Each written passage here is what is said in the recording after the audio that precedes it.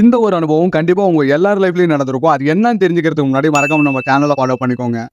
நம்ம சின்ன வயசுல இருக்கும்போது நமக்கு கையில காசு குடுத்து கடையில போய் ஏதோ ஒண்ணு வாங்கிட்டு வான்னு சொல்லுவாங்க. நம்ம கடையில போய் ஏதோ ஒண்ணு வாங்கிட்டு, அதுல மீதி ரூ. 2 இருந்தா கூட ஏதோ ஒண்ணு வாங்கி சாப்பிட்டு தான் வருவோம்.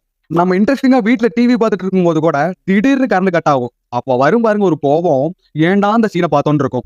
இந்த வாட்டர் கேனோட வேல்யூ தெரியாம போச்சு பாருங்களேன். நம்ம பைக்ல போயிட்டு இருக்கும்போது திடீர்னு பெட்ரோல் காலி ஆச்சுன்னா, பெட்ரோல் பங்க முதல்ல தேடுறோமோ இல்லையோ, இந்த வாட்டர் கேன தான் முதல்ல தேடுறோம். நமக்கு ரொம்ப நாளா தெரிஞ்சவங்க வண்டியில வந்துட்டு இருப்பாங்க. அப்போ நம்ம அவங்கள கிராஷ் பண்ணி போகும்போது கண்டுக்காத மாரியே ரியாக்ஷன் குடுப்போம். என்னதான் நம்ம கிரிக்கெட்ல ஃபர்ஸ்ட் பால் பிடிச்சு அவுட் ஆனாலும், அத நம்ம ட்ரையல்னு சொல்லி தான் ஏமாத்துவோம். ஆமா நான் ஏதோ உன்கிட்ட சொல்ல வந்தேன்ல, திடீர்னு மறந்துருச்சுல்ல. ஆமா நான் என்ன சொல்ல வந்தேன்னு உனக்கு ஞாபகம் இருக்கா? இப்படியெல்லாம் நம்ம கேட்டிருப்போம்ல. நம்ம தூங்கிட்டு இருக்கும்போது கூட நம்ம கனவுல நடக்கிற ஒரு விஷயம் திடீர்னு ஒரு நாள் நடந்துரும்ல.